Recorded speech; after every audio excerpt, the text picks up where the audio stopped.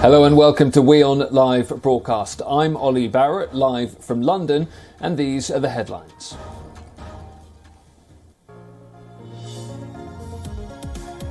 The leaders of India, Japan, Australia and the United States vow to stand together for a free and open Indo-Pacific region at the Quad Summit and seek common ground to counter China's growing influence in the region.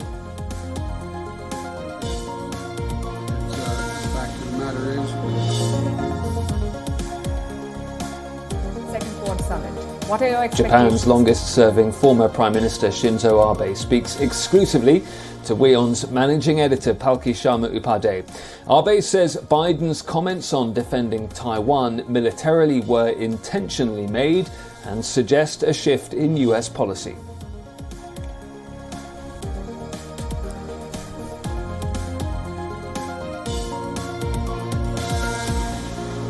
Finland and Sweden will send delegations to Ankara on Wednesday in an attempt to resolve Turkish opposition to their NATO bids.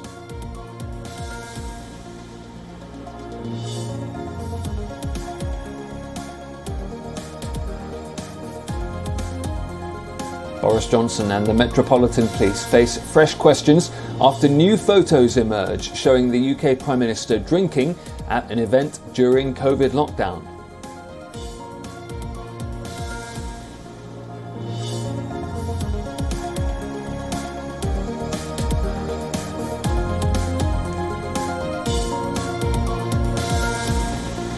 A Moscow court rejects jailed Kremlin critic Alexei Navalny's appeal against a 9-year prison sentence.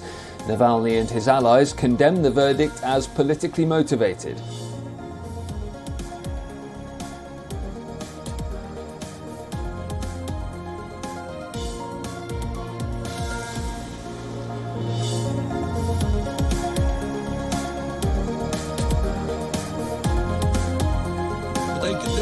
Ahead of the major sit-in planned by former Pakistan PM Imran Khan, his party leaders claim police have arrested hundreds of supporters of the Pakistan Tehreek-e-Insaf party.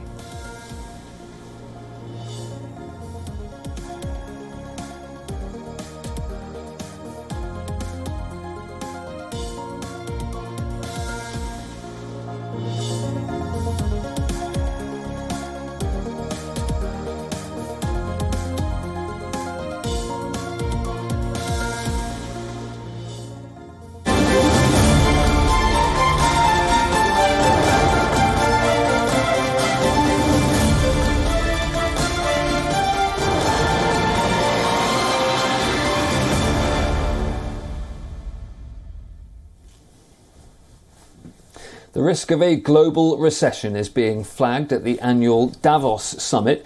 Major economies, including the US, UK and Europe, are facing their highest inflation in a generation. Prices are rising, consumer confidence is down, and the world's financial markets are shaky. The Ukrainian invasion by Russia and Chinese COVID lockdowns have compounded the gloom. The managing director of the International Monetary Fund says the economic outlook has clearly darkened.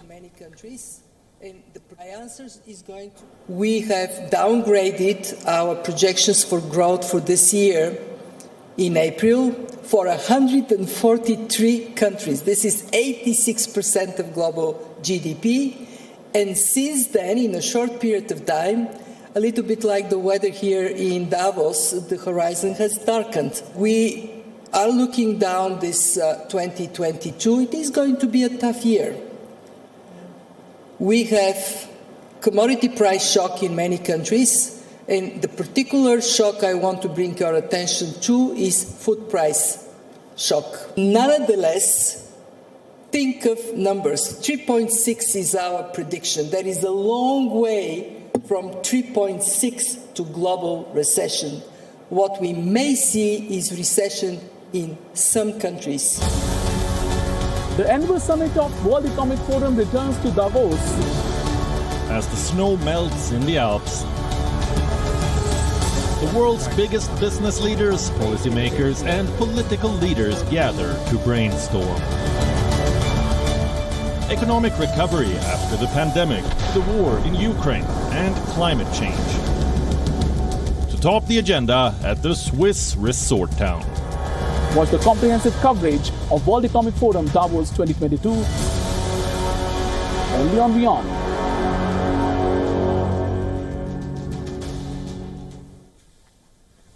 Moving on to the Quad Summit in Tokyo, the 4 Indo-Pacific leaders of the Quad grouping have vowed to stand together for a free and open Indo-Pacific region. The talks have largely focused on countering China and paving over differences on Russia.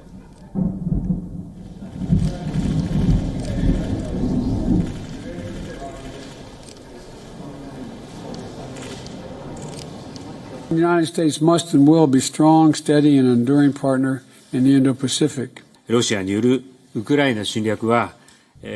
invasion in Ukraine is a threat to the principles of the United Nations Charter. We cannot let this happen in the Indo-Pacific region. And as we gather today, I acknowledge all that the Quad has achieved. Standing together for a free, open and resilient Indo-Pacific region. Quad Indo Pacific क्षेत्र के लिए एक constructive agenda लेकर चल रहा है। इससे quad की छवि एक फोर्स फॉर गुड के रूप में और भी सुदृढ़ होती जाएगी। The Quad also launched a maritime security partnership that will allow member countries to monitor illegal fishing, track dark shipping and other tactical level activities. This initiative will also enhance the security apparatus of the Indo-Pacific region. The summit also saw the launch of the Quad Fellowship and various other initiatives in areas such as space, climate change, health and cybersecurity.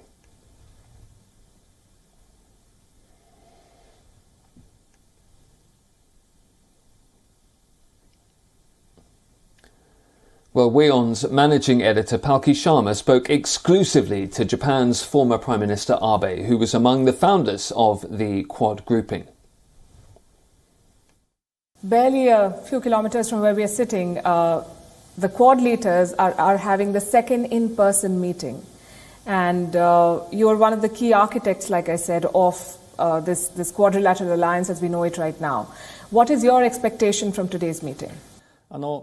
Well, as you have heard, I have always been the advocate of this Quad collaboration of Japan, India, US and Australia. It's very useful for the 4 countries to unite together for the stability and the safety of the region. So in terms of my efforts for this Quad relationship, it really started back during the first Abe administration, starting in 2006. I've been trying to put together this kind of framework on the diplomacy front to tackle all the regional issues. This Indo-Pacific relationship had grown from the level of ministerial cooperation to the top leader cooperation. And furthermore, since 2012, we have been engaged in Asia Democratic Movement under the name of Security Diamond, and this certainly has contributed largely to the stability and prosperity of the region of this Indo-Pacific. So, in the backdrop, of course, we're seeing the Ukraine crisis. Russia is invading Ukraine, as you know, and given that backdrop, of course, there's a military consideration within the Indo-Pacific region as well. It's quite meaningful for the Quad leaders to get together in a summit forum to demonstrate the 4 democratic countries' strong stance for the stability and safety of the region.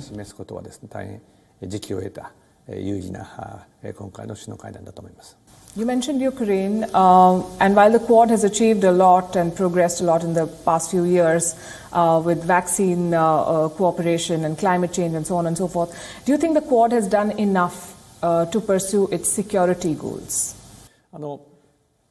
Yeah, of course, as you cited, the the scope of cooperation under the framework of Quad is quite various. We include, fighting COVID-19, acquiring vaccines, making sure people are vaccinated, and there is always this issue for the climate change that we need to tackle together. But at the same time, I think if you were to talk about the most recent issues that we shall take very importantly, it is Russia's invasion into Ukraine. I think we need to strongly cope. And that's not to say lightly of the need to secure economic stability vis-a-vis issues regarding supply chain and whatnot. And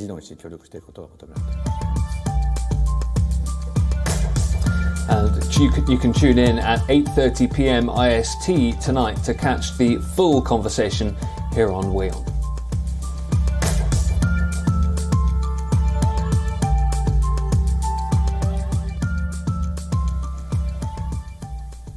New photographs have emerged of British Prime Minister Boris Johnson from another party during lockdown.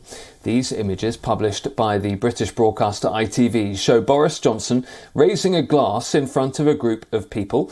There are snacks and several bottles of alcohol on a table in the room. 9 other people appear to be in the room with him at an event on the 13th of November 2020.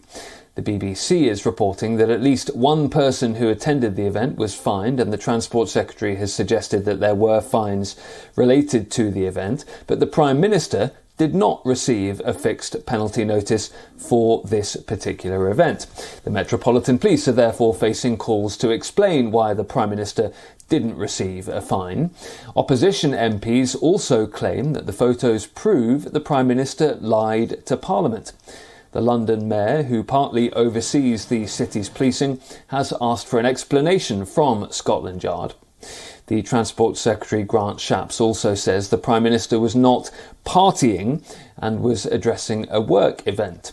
The full report by civil servant Sue Gray on the Partygate scandal is yet to be submitted. Downing Street says Boris Johnson will give a statement to the House of Commons after the report is published in full.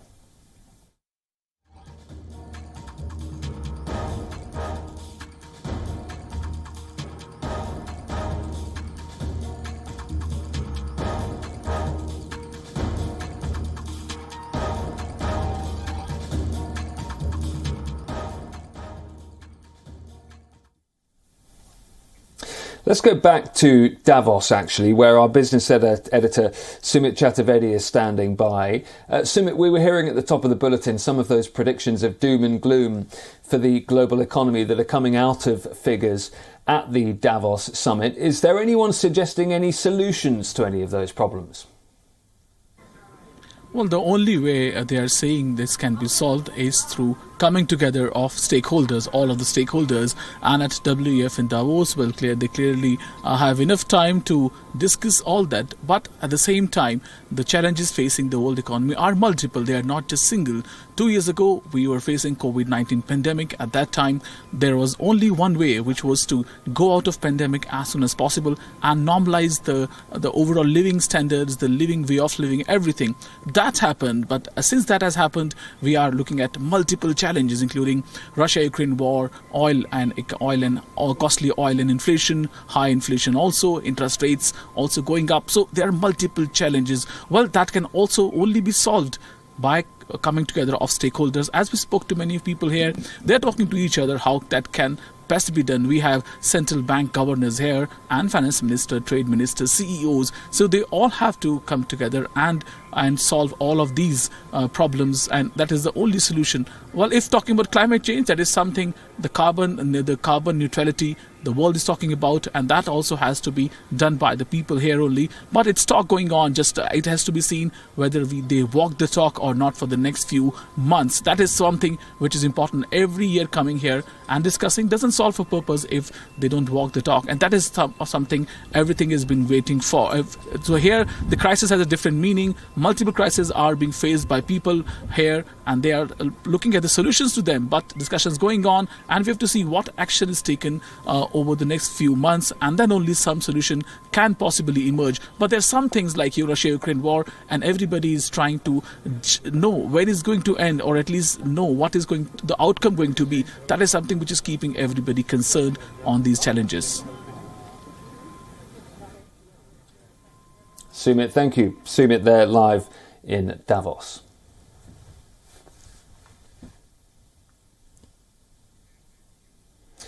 On to Ukraine now, and after the invasion in February, some Russians are reporting encountering anti-Russian sentiment when they're abroad. Russian citizens planning holidays, for example, are facing the consequences of Vladimir Putin's war. Tatiana and her fiancé Nikolai wanted to travel to Turkey after their wedding in June. But like many in Russia, they changed their plans.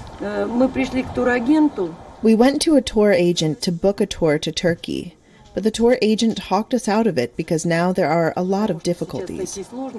Many people return, and many of those who traveled there for vacation came back unhappy. She told us directly that many Ukrainian women work at the hotel, and there could be trouble. Russia's invasion of Ukraine, which has killed thousands and displaced 14 million people, has not only prompted international sanctions, but has Russians fearing they could face growing anti-Russian sentiment abroad.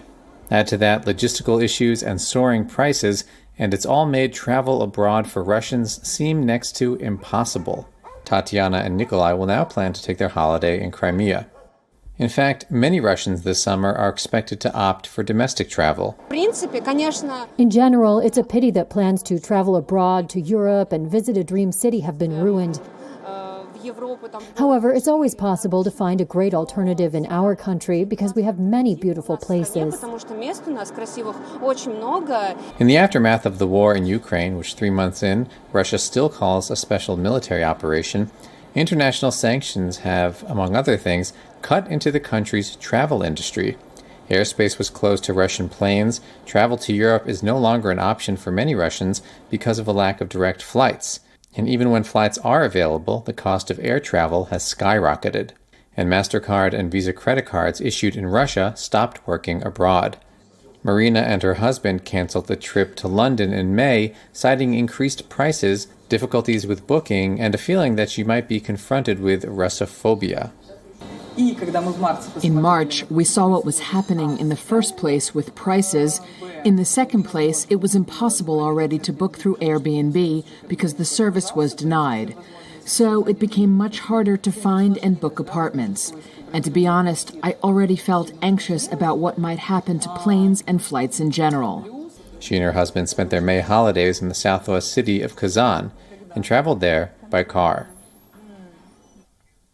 The second largest city in Ukraine, Mariupol, has succumbed to Russian occupation, and much of it lies in ruins after being besieged for weeks.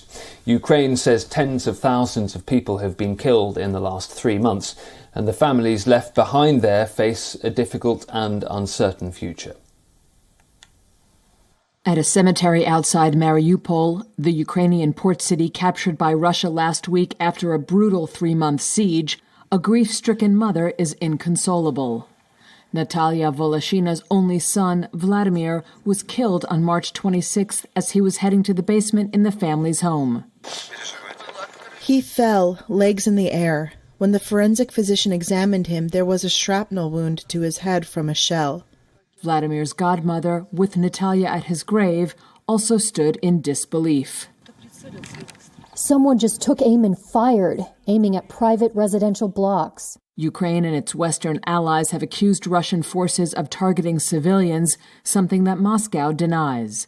Vladimir, who was 28, had recently graduated from a local naval academy. He was meant to set sail in February, and then the war started, and for no good reason. Mariupol, a once bustling port city in southeastern Ukraine, quickly became a target after Russia invaded the country on February 24th in what it calls a special military operation. After a siege that Ukraine says killed tens of thousands, the city fell into Russian hands and now lies in ruins. An exception being its rows and rows of makeshift wooden crosses and freshly dug graves. To Ethiopia now, and the country is cracking down on militia fighters. Authorities have arrested over 4,000 people in the name, the government says, of maintaining law and order. Ethiopian authorities have arrested more than 4,000 people in the northern Amhara region, local state media said on Monday, as part of a wider crackdown against militia fighters, critics and the press. Gizachu Mulane, spokesperson for the Amhara Regional Administration, and federal government spokesperson Legesse Tulu did not immediately respond to requests for comment on the wave of arrests. Amhara state security official Desalen Tasu told the Amhara Media Corporation that more than 200 of the suspects were accused of killings. He alleged they had conducted illegal activities in the name of the Fano paramilitary group. It was not clear why the rest were being detained.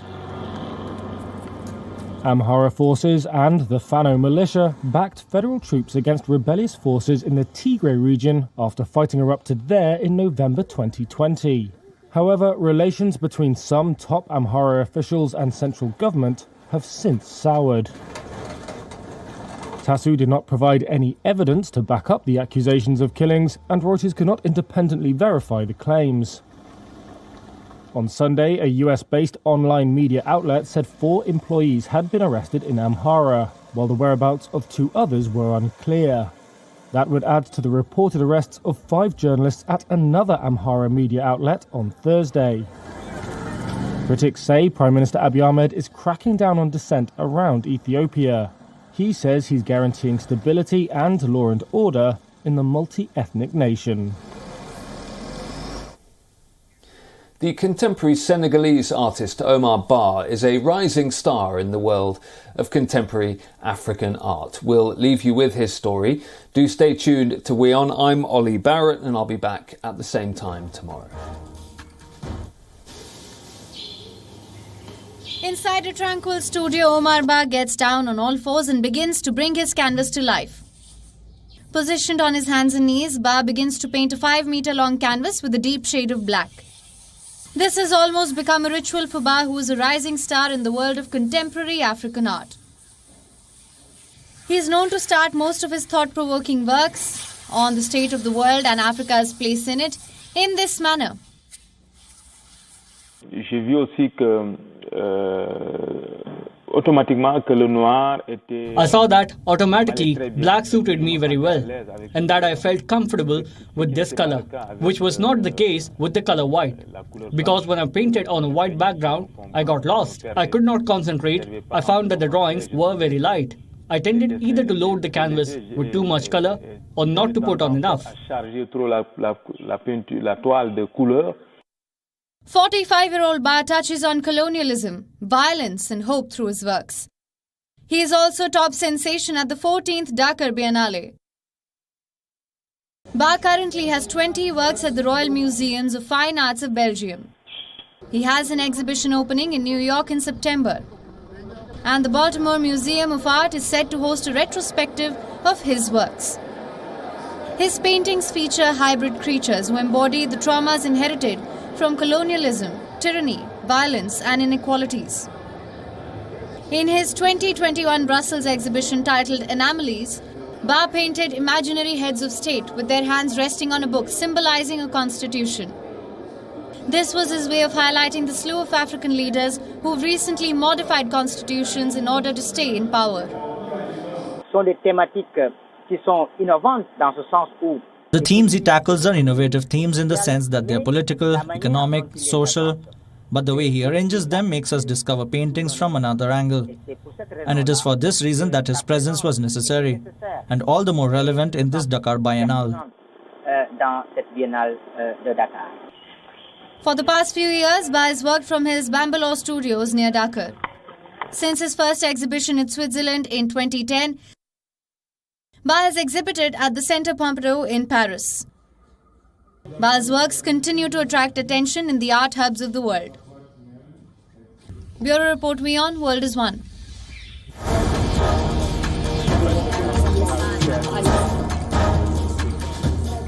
There are many other... this is right, Arab.